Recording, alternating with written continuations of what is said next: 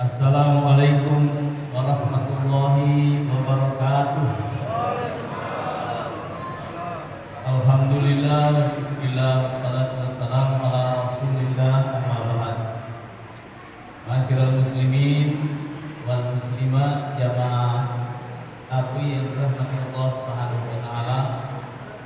Kita bersyukur kepada Allah karena malam ini kita semua masih sehat-sehat. Insya Allah tidak ada orang corona di dalam ini. Sama Allah. Karena tidak ada corona di masjid. Jadi kalau ada orang bilang corona ada di masjid insya Allah tidak ada corona.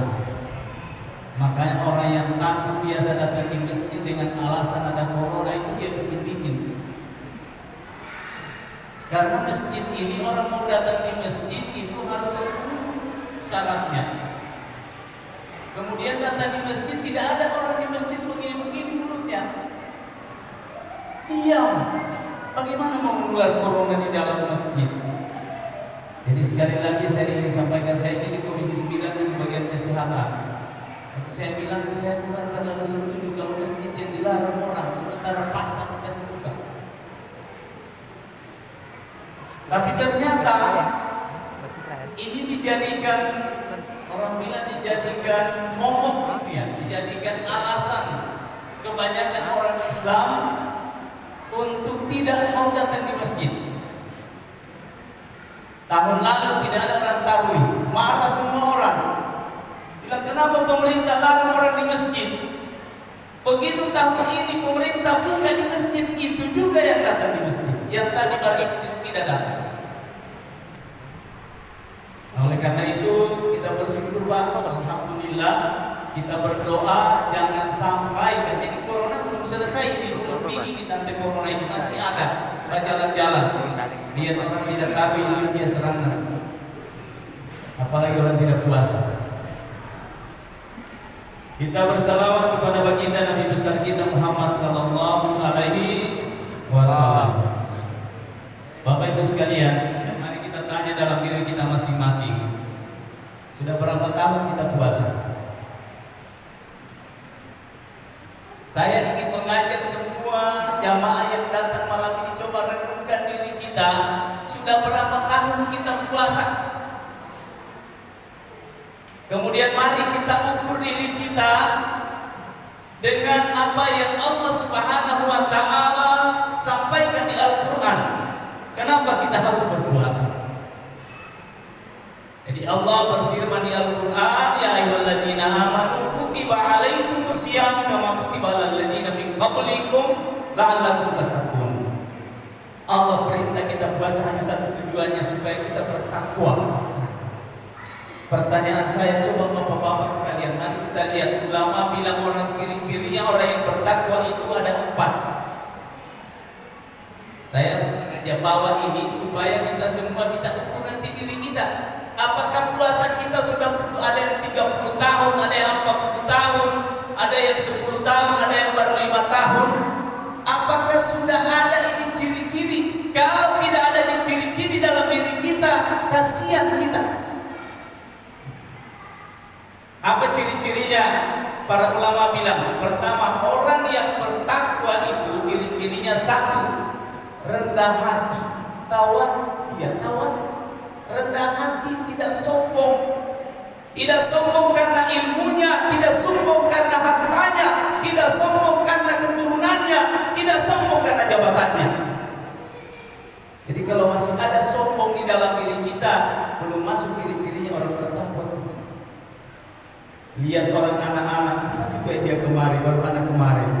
Mohon maaf, tidak perlu masuk ciri bertakwa.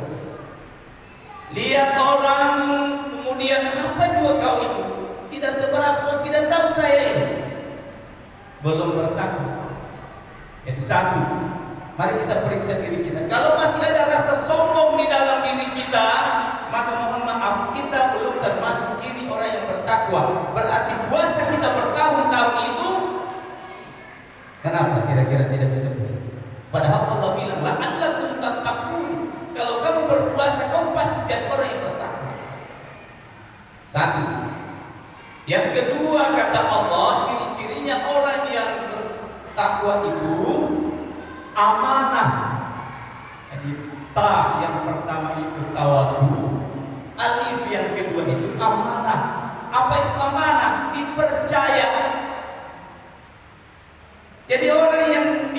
dipercaya. Itulah ciri-ciri orang yang bertakwa. Dipercaya sama siapa? Dipercaya sama Allah. Kita boleh tidak dipercaya manusia, tapi jangan sampai tidak dipercaya oleh Allah Subhanahu wa Ta'ala. Apanya yang dipercaya? Kita banyak sekali nikmat Allah yang kasih kepada kita. Nikmat hidup Allah kasih kita hidup itu, Allah bilang, "Wa ma khalaqtul jinna wal insa illa liya'budun." Saya tidak ciptakan jin dan manusia itu kecuali untuk ibadah kepada Allah Subhanahu wa Ta'ala. Apakah kita sudah ibadah? Ini amanahnya Allah kepada kita. Allah kasih kita mata. Apakah mata kita ini sudah kita gunakan untuk melihat sesuai perintah Allah? Apakah mata kita ini sudah kita pakai untuk membaca Al-Quran atau cuma membaca SMS, WA setiap hari? Bayangkan kita ini, Pak. Al-Quran itu nanti ada orang mati baru kita baca. Nanti puasa kan tidak ada dibikin baru baca Al-Quran. Tapi WA sedangkan sudah mau tidur masih dibaca. Mudah-mudahan jamaah di Kolondale tidak begitu. Ya, tidak ada. Bayangkan itu, Pak. Banyak orang begitu. Di mana masuk di WC bawa HP membaca. Tapi Al-Quran kapan dia baca? Sementara Allah kasih kita penglihatan ini amanah dari Allah. Untuk apa? Untuk kita gunakan hal-hal yang baik. Mendengar, ini amanah Allah yang kecil-kecil. Apakah kita sudah gunakan pendengaran kita mendengar orang yang baik-baik atau juga mendengar gosip? Susupo. Ini Susupo di Morowali dan Morowali Utara itu lebih kencang dari Susupo.